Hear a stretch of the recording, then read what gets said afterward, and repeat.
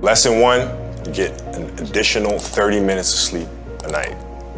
Take it as a challenge, try to find that space, quiet your mind, and get your 30 minutes of sleep, and you'll see it makes a really, really big difference.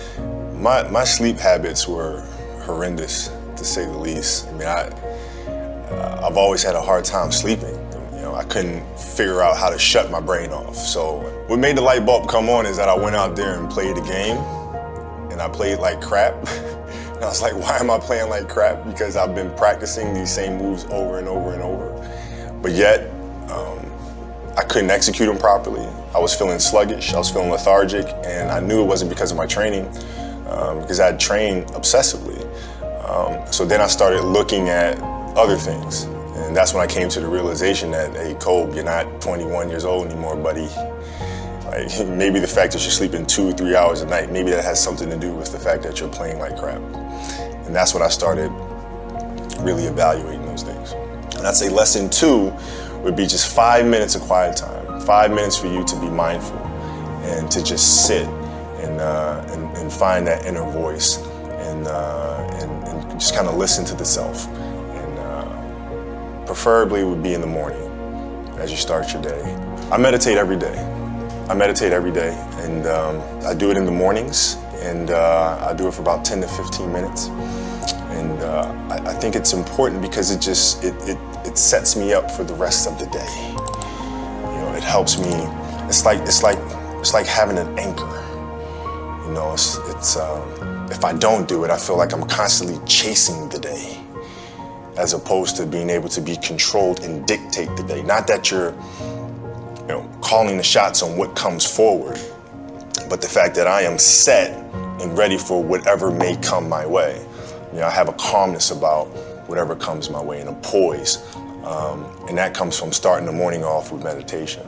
For me, it's really just listening to my inner self.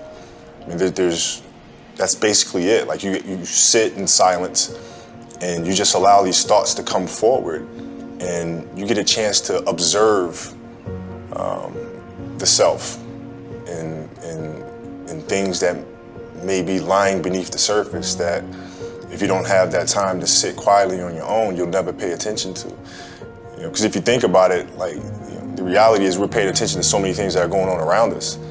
We're constantly taking selfies, we're constantly taking pictures to post on Instagram and all these other things, and we're constantly observing everything that's around us, but we don't take the time to really observe what's going on inside of ourselves. And that's what meditation is for me. In 2000, we had a new head coach that came to the Los Angeles Lakers by the name of Phil Jackson. And Phil was just coming off of winning 6 championships with the Bulls. And he was really big on mindfulness and really big on meditation. And it wasn't an option for us. So we'd sit in our film room and he'd turn the lights out and we would meditate as a group. And he'd teach us mindfulness.